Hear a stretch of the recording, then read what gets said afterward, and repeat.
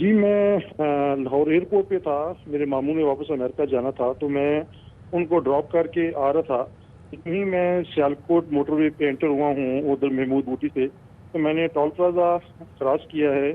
तो toll plaza cross करके आगे देखा तो व्हाइट कलर की होंडा स्विफ्ट गाड़ी खड़ी है और उसकी हेडलाइट्स लाइट्स ऑन थी। तो जो ही मैं करीब पहुंचा हूँ तो मैं ये समझा कि शायद गाड़ी खराब है, तो मैंने अपने हाई बीम ऑन किए। जो ही मैंने हाई बीम ऑन किए तो उधर से एक खातून जो है वो दौड़ती हुई रोड के अंदर आई और पीछे से वो एक बंदा आया, उसने उन खातून को बाजू से पकड़ के पीछे खींचा और वो थप्पड़ भी उनको मारे। अच्छा। तो मैं बाबू क्या कहते हैं, मैं जनाब डर गया कि बंदा कंफ्यूज हो जाता है कि जब आप निहत्ते हों बिल्कुल। तो मैंने फौरी तौर पे 2 बज के मैंने मोबाइल उठाया, 2 बज के 47 मिनट थे। मैंने फौरी तौर पे 15 पे कॉल की और विद इन 5 मिनट्स 15 से रिस्पॉन्ड आ गया मुझे। वो पुलिस की कॉल्स आनी शुरू हो गई कि सर आप किधर हैं, आपने क्या देखा। तो मैंने उनको बताया कि यार टोल प्लाजा क्रॉस करें 1 किलोमीटर आगे जो ऑनवर्ड सियालकोट की तरफ आप आएँ, वहाँ पे व्हाइट कलर की गाड़ी है, वहाँ पे एक मर्द है जो औरत के साथ दस्तदराजी कर रहा है।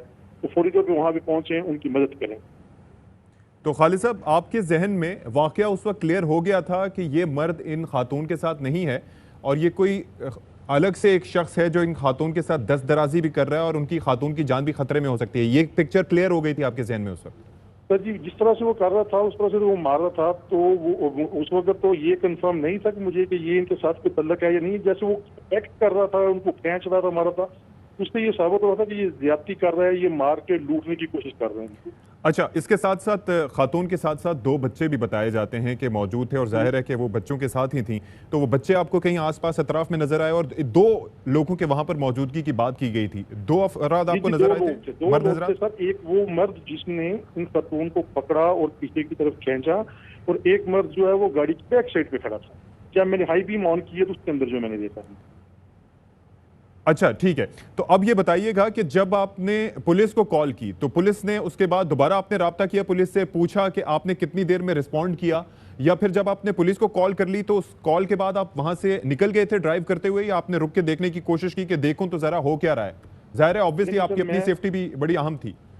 जी सर मेरी क्योंकि ये जो सियालकोट लाहौर मोटरवे है, ये दिन के टाइम तो ठीक है, रहा रात को ये जिस रास्ते से गुजरती है ये सुनसान बियाबान है। अच्छा। और मैं वहां से मैं 120 की स्पीड पे मैं जा रहा हूँ और मैंने मुतअद्दिद कॉल्स फिर मुझे आनी शुरू होगी पुलिस डिपार्टमेंट की तरफ से कि सर आपने क्या देखा, किधर देखा।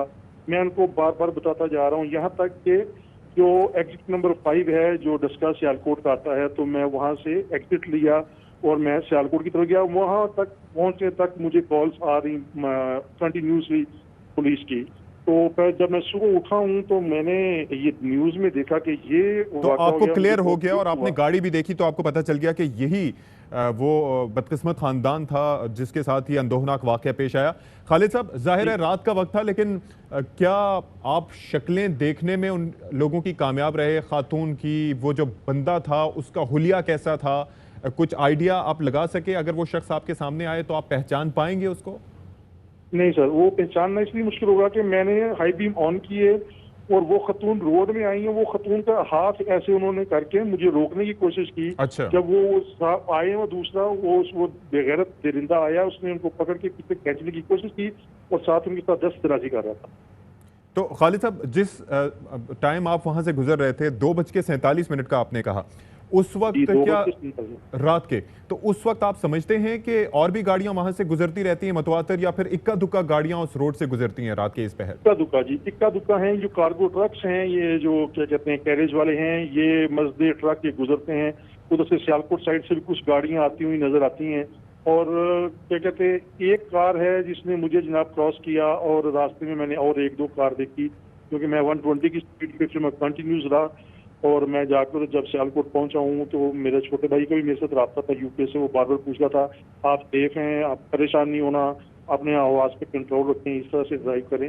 जब सुबह मैंने देखा मुझे बहुत दुख हुआ इस चीज का कि यार उधर अगर इस जगह पे हमारी अपनी बहन, मामा, बेटी हो तो हमारे ऊपर क्या गुजरती और हम मर अच्छा, तो जाती खालिद जनाब। साहब, ये जो रोड है ये लिंक रोड था या ये एक्चुअल मोटरवे था जहां पर ये वाकया पेश आया?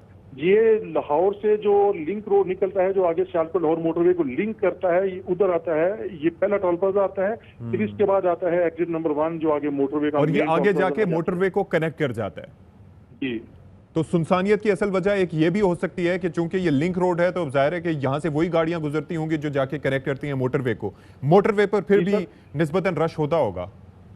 ये मोटरवे पे नहीं, मोटरवे पे भी रात को ऐसे इक्का दुक्का होती है, अच्छा। दिन के टाइम तो फिर भी ठीक है। और मैंने आपको बताया है कि ये बिल्कुल अभी तक यहाँ पे पेट्रोलिंग नहीं है इसकी मोटरवे पुलिस। अच्छा, तो चलें, और पेट्रोलिंग वैसे ना होना एक अलग बात है, लेकिन जब इन खातून की जानिब से भी इन्फॉर्म किया गया होगा, आगाह किया गया होगा, मोटरवे को इन्होंने कॉल की थी, मोटरवे पुलिस को, उसके बाद मुताल्लिका इदारे को मिला भी दी गई थी, तो उस वक्त तो आपके ख्याल में रिस्पॉन्ड कर देना चाहिए था। यानी कि एक शख्स आपसे रब्ता कर रहा है और एक खातून रब्ता कर रही है, मुश्किल में हो, तो आपके ख्याल में ये हो जाना चाहिए था। एक शहरी जो है वो ज़ाहिर है ये तो एक्सपेक्ट करता है।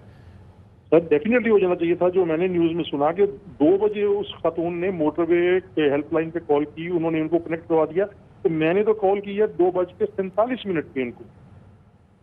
ठीक है, ठीक है। तो खालिद मसूद साहब, एक और चीज़, जाहिर है कि आप शहरी हैं और इस वाक़े का आपको भी काफ़ी गम गुस्सा है, तो अब जहन में ख्याल आता है कि काश उस वक्त मैं कुछ कर पाता, किसी तरह से मदद कर पाता, सिचुएशन की अवेयरनेस होती। जी जी, मैं यकीन करें मेरी ना आंखों के सामने वो सीन है। उस बहन बार बार आ रही हैं कि वो किस तरह से रोड में आई बेचारी, उन्होंने मदद मांगी। और उस वक्त अगर अवेयर होते, शायद मैं वहां पे गाड़ी पीछे खड़ी करके थोड़े हाई बीम ऑन करता, तो ये आगे क्या कहते हैं वो लोग भाग जाते, इस खातून को कोई शेल्टर मिल जाता। जब सुबह मैंने सुना, मेरे तो रोंगटे खड़े हो गए जनाब। क्या कहते हैं कि मेरा दिल चाह रहा था मैं जोर जोर से रोऊं कि ये क्या जनाब, क्या कहते हैं, सूरत हाल है। इस मुल्क में ऐसे ऐसे दरिंदे भी हैं, बच्चों के सामने उन्होंने उस माँ के साथ ज्यादती की, इतने बगैर